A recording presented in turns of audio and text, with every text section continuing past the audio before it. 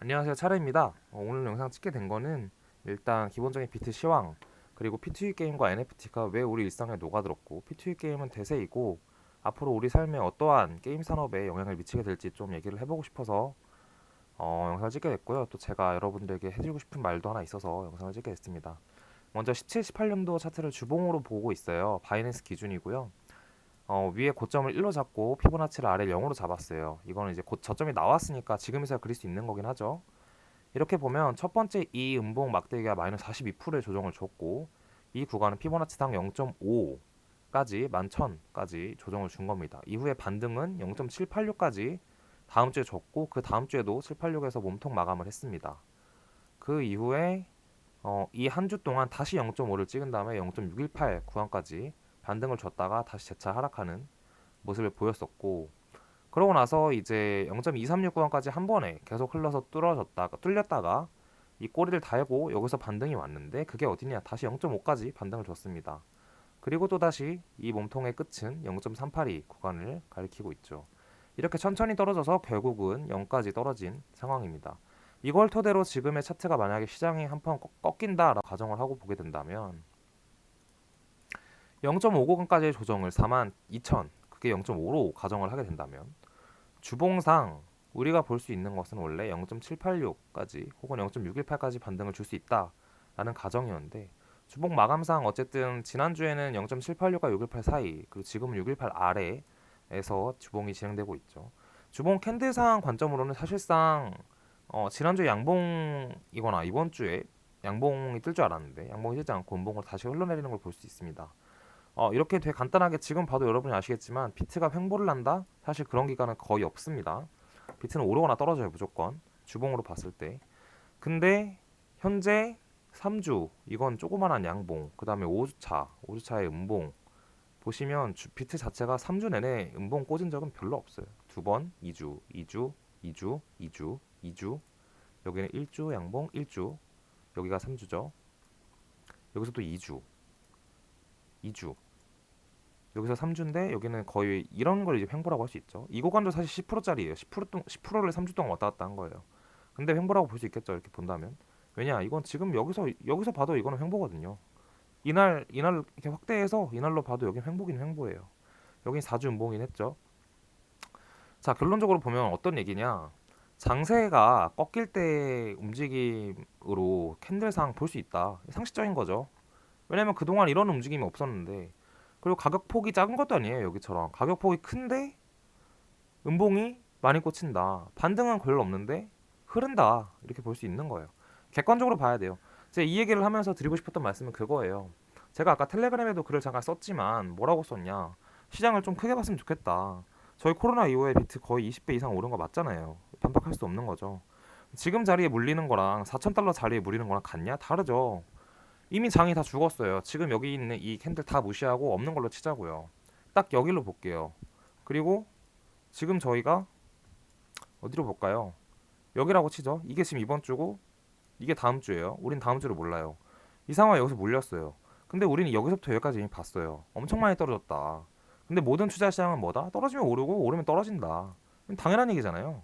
당연한 얘기가 싫어할 수도 있는데, 싫어하지만 당연한데 아무도 지키질 않죠. 보통 이런 관점에 대해서 기본적인 생각을 하지 않죠, 사람들이. 왜냐?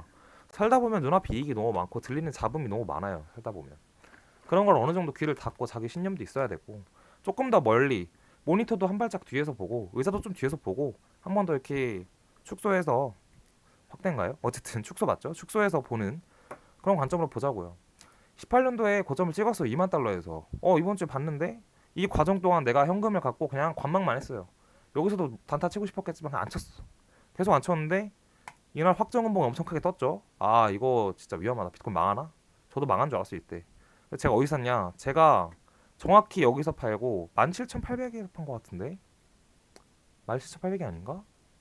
아무튼 17,000에서 15,000 사이에서 이때 팔고, 이 구간 저 못 벌었어요. 하나도 못 벌었어요. 하나도 못 벌고 거의 3분의 1 들어갔다가 여기서 다 몰려 있었는데, 마지막에 제 텔레그램 17년 도구 보시면 아마 있을 거예요. 4,800달러까지 떨어질 수 있다. 그걸 쓴 게 아마 여기인가에서 쓴 것 같아요. 1월 달이었으니까. 그 구간에 4,800이 왔어요. 아, 이거 떨어지는 거 보고 와 무섭다, 비트 망한 거 아닌가? 근데 4,800 매수를 걸어놨었고 그 체결이 됐죠. 이 기간이 아주 지옥 같았어요. 저는 정말 지옥 같았고, 근데 여기서 물리는 거랑은 차이가 있어요. 뭐 이건 지금에서 할 수 있는 얘기 아니냐, 뭐 그럴 수도 있는데, 결국 이 장이 다 올라간 상태에서 내가 이거 먹자고 여기서 사가지고 여기서 물려서 이걸 먹는 거랑, 혹은 여기서 샀는데 이때 못 팔고 이 저점 떨어지는 거 보는 거랑, 여기서 물려서 이 떨어지는 거 조금 보고 진짜 무섭고 두렵지만 솔직히 시장이 망할 거라는 생각은 없었어요. 뭐 망할 수도 있겠다고 생각을 했는데 망할 거라는 생각 없었고, 여기서 4,800대 물리는 거랑 차이가 있다고요. 왜냐, 여기는 탈출 기회도 있고 여기만 봐도 탈출 기회가 왔잖아요. 장세가 한번 뒤집힐 때가 와요. 분명히 이게 주봉이라 꽤 긴 시간이에요. 여기 18년 11월 뭐 12월이고 여기 19년 4월 5월인데 5개월 동안 저 뭐 했냐? 2달 스키장 여자친구랑 살고 나머지 여기서는 손가락 열심히 빨고 있어요. 손가락 닳아 없어질 때까지. 그래서 이 구간에서 못 팔았어요. 저는 못 팔고 존버하다가 코로나 때 추매했죠. 어쨌든 여기서 물리는 거랑 여기서 물리는 거랑 차이가 분명히 있다. 이 추세가 하락 추세가 시작되는 지점이랑, 혹은 고점이 찍기 직전, 아 더는 더 갈 수 있으려나? 더 가면 좋겠다라고 사는 거랑, 뭐 여기 더 떨어질 수 있으려나? 아 저 떨어져도 난 모르겠다, 저점을 그냥 여기 사야겠다, 그거랑은 존버할 수 있는 마음의 그 여력이 달라요. 그래서 말씀을 드리는 거예요. 물론 이게 뭐 완전히 시장이 끝난다 이런 얘기는 아닌데, 제가 이 얘기를 드리는 이유는 이런 생각조차 하지 않고 그냥 여기서도 여기 이거 조정 보고 조정이었네? 양봉 뜨자마자 샀어요. 이거 잠깐 먹으려고 여기 사는 거는 좋은 건 아니에요. 좀 더 길게 봐야죠. 그런 관점을 좀 너무 타이트하게 잡지 마시고, 내가 하루 이틀 눈앞에 거 수익 보려면은 그냥 월급 받고 일하면 되죠. 뭐하러 마음 쓰고 머리 빠지게 매매해요. 그리고 곡소리 여기저기 카톡방, 뭐 제 방 아니어도 여기저기 들어가가지고 올랐으면 좋겠네 막 이러면서 곡소리 내면서 사람들 눈살 찌푸리게 하지 마시고, 다들 이런 얘기를 드린 이유는, 우리는 투자를 한다면 적어도 제가 이거는 5년째 얘기하는 것 같아요. 주식이나 부동산을 투자해도 부동산 암흑기 꽤 길었어요. 제 기억상 한 5, 6년 된 것 같은데, 부동산 오른 지 아마 17년, 18, 10, 아니다, 19년, 20년도부터 19년도부터 좀 오른 것 같은데, 그 전에 부동산 되게 안 좋았어요. 15년, 16년, 17년 다 안 좋았을 것 같은데요, 제 기억에. 아마 지금 우리가 코인 빼고도 시장을 보자고요. 전반적으로 투자 시장, 그냥 자본 시장을 보면 경제는 안 좋아요. 누구나 체감해요, 이거는. 근데 투자 시장이 좋잖아요. 주식도 엄청 올랐고 부동산도 엄청 올랐어요. 엄청 올랐는데 파세요. 올랐으니까. 더 뭐 하려고 하지 말고. 그리고 다 망했다고 했을 때 사세요. 망했으니까. 난 그러면 이미 망했으니까 사는 거잖아요. 사람들이 곡소리 나오잖아요. 와, 코인 망했네. 부동산 망했네. 주식 망했네.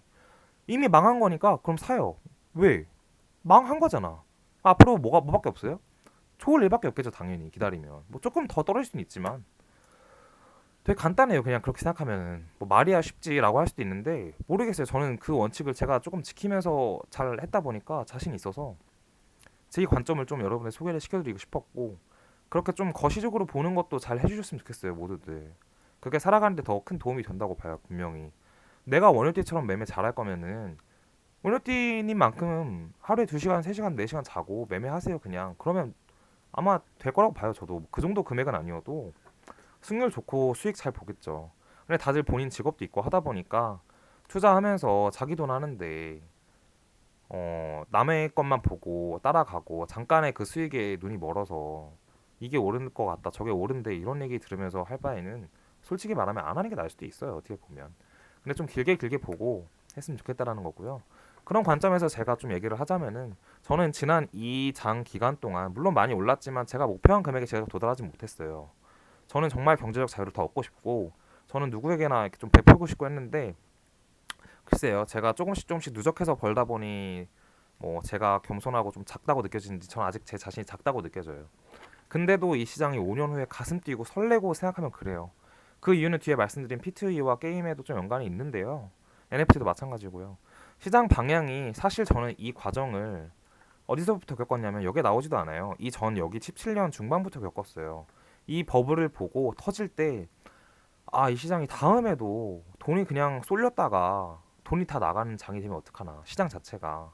그래서 이 과정이 사실 달갑진 않았어요. 오를 때 물론 좋았는데, 또 저번처럼 그냥 시장이 싹 다 돈이 빠져버리는, 그냥 돈이 들어가다 돈이 빠지는 돈놀이판이 합법적 돈놀이판이면 어쩔까라는 고민을 되게 많이 했어요. 왜냐면 뭐 여러분 좀 알다시피 저는 VC에서도 일하는 경력도 있고 어떻게 보면 그리고 지금 제 회사도 하고 있고 다른 업계 사람들이랑도 대화를 하면서 뭐 나름 이쪽 관련해서는 커리어를 좀 쌓아가고 있다고 생각을 하는데 이렇게 되는 시장이라면은 굳이 여기서 커리어 왜 쌓아요? 미래가 뻔한데.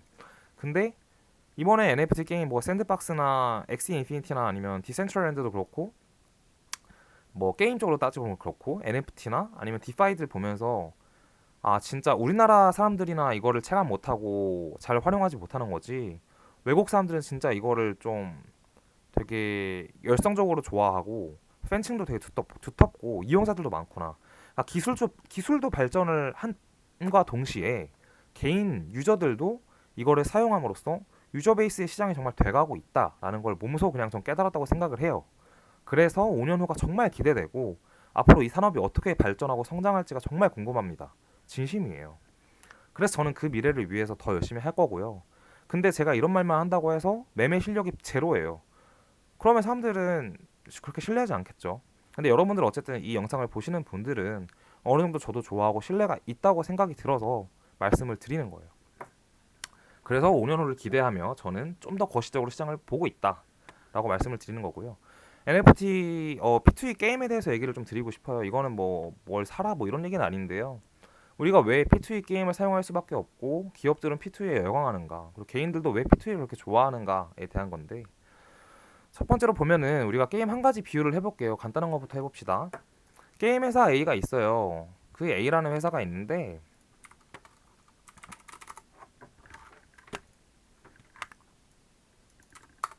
A 회사 유저 B 소문자 B 유저 C가 있어요. A 회사에서 아이템 발매를 해요. 여기서 아이템을 발매를 하는데 이 아이템을 보통은 우리가 유저 B가 캐시 현질을 해서 이 아이템을 삽니다. 그리고 이 아이템은 나중에 유저 B가 C한테 팔고 싶으면은 게임 내에서 게임 그 머니로 팔기도 하지만 정말 좋은 아이템은 그 머니로 사기가 좀 어렵기 때문에 현금으로 사죠. 그 현금은 아이템 매니아를 통해서 보통 사게 돼요, 저희가. 그럼 유저 B는 유저 C에게 아이템 매니아라는 거래 플랫폼을 통해서 거래를 합니다. 자, 그럼 A 회사는 여기서 가져가는 수익 구조가 뭘까요? 아이템을 만들었어요. 얘를 현질하게 유도를 했죠. 유저 베이스 이 유저에게 액션을 하나를 선택을 주게 한 거예요. 유저는 캐시 현질을 해요. 이게 유저가 할 수 있는 액션이고, 그럼 이 회사는 아이템을 만들어서 얘한테 판 거예요. 꼭 이게 뭐 캐시템이 아니어도 게임 아이템을 드랍할 수도 있고, 드랍하면 A 회사는 손해예요. 그냥 게임을 RPG 게임이라고 칠게요. 사냥하면서 드랍을 해서 얘가 그냥 가져간 것 뿐이니까.